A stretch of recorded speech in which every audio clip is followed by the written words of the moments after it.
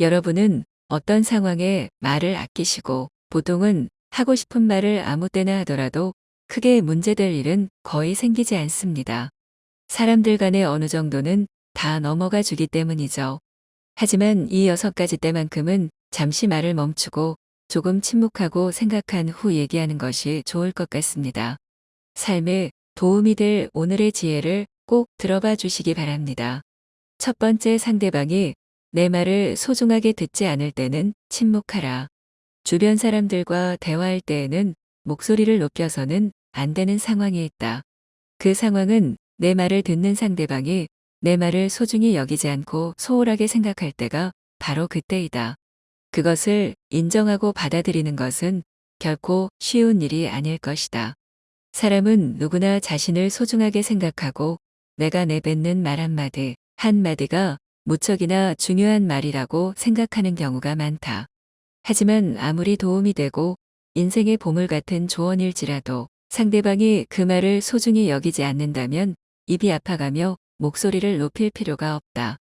내 말을 소중하게 여겨줄 사람은 그 사람 외에도 무수히 많고 많다. 상대방에게 헛된 기대심을 갖고 이렇게 좋은 말을 해주면 상대도 좋아하겠지라고 얘기했다가 시큰둥한 대답에 실망한 적이 많을 것이다. 따라서 이를 반드시 기억하라. 당신의 말을 소중하게 여기지 않는 사람에게는 침묵이 최고의 대답이라는 것을 말이다.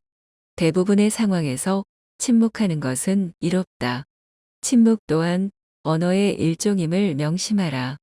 인간이 말을 하는 것은 태어나 얼마 지나지 않으면 곧 배우나 입을 다무는 것을 배우기 위해서는 상당한 시간이 흐르더라도 어지간해서 배우기 힘들다.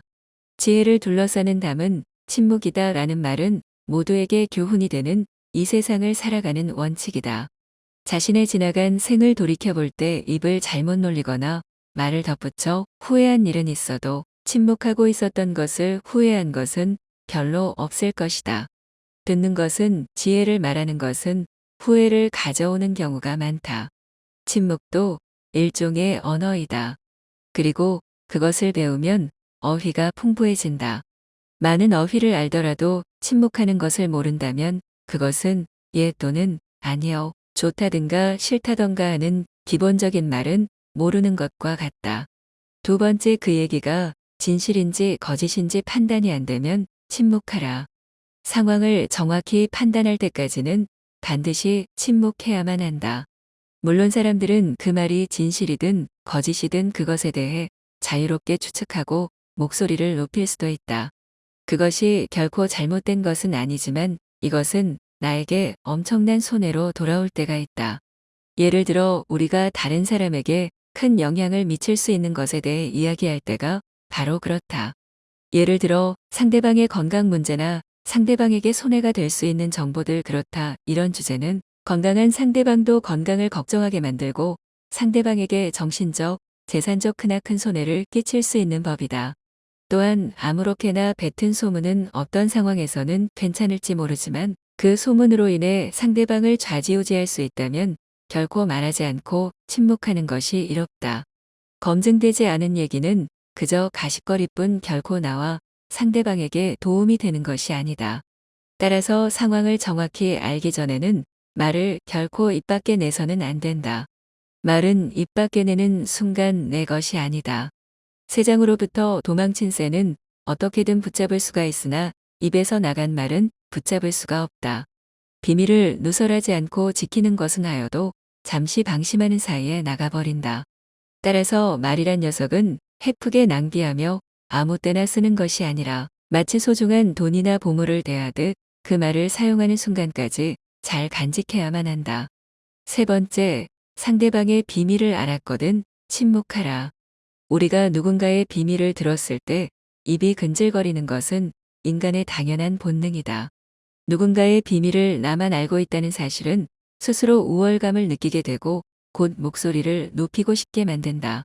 하지만 이럴수록 침묵해야만 한다.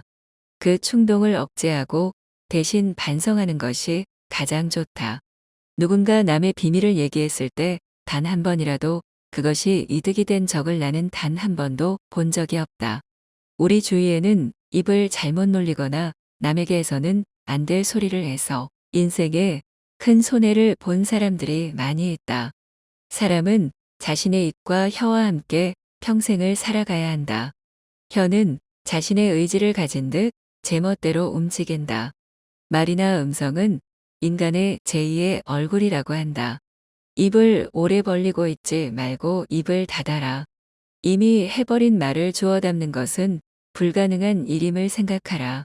친구에게 다른 친구의 흉을 보는 것은 더더욱 주의하라.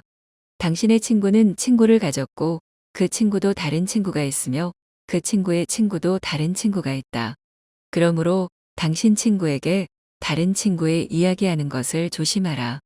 같은 말을 되풀이하는 자는 가까운 친구를 잃는다.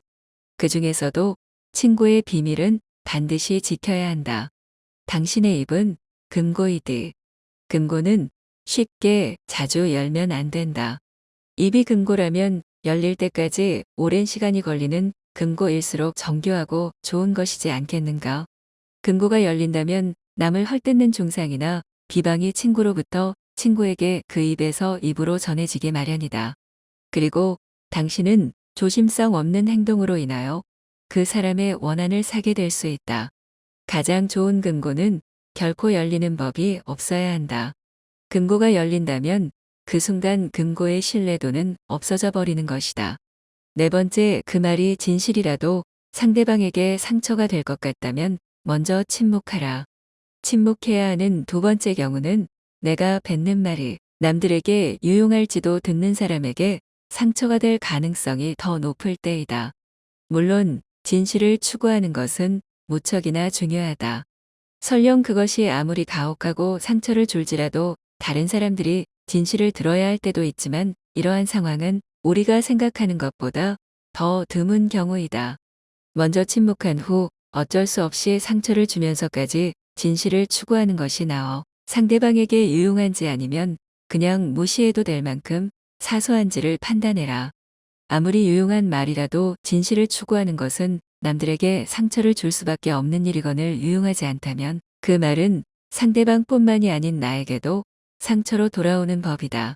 이 관계가 친구 관계일수록 더더욱 침묵하고 한 번 더 생각하라. 사람은 거짓말을 고하는 것보다 진실을 추구하는 것이 좋다고 배워왔다. 그러나 진실 중에도 말해서는 안 되는 것이 있다. 차라리 이런 상황에서는 거짓말하는 것이 맞다. 거짓말을 하는 것이 나쁘다는 것은 누구나 어렸을 때부터 귀에 못이 박히도록 들어서 잘 알고 있는 사실이다. 그리고 진실은 당당하게 말해야 한다고 배웠다. 그런데 진실 중에서도 말해서는 안 될 것이 있다. 그 하나는 사람을 다치게 하는 불편한 진실이다. 진실에 거짓말과 같이 사람을 괴롭히는 것이 있다는 것을 알아야 한다.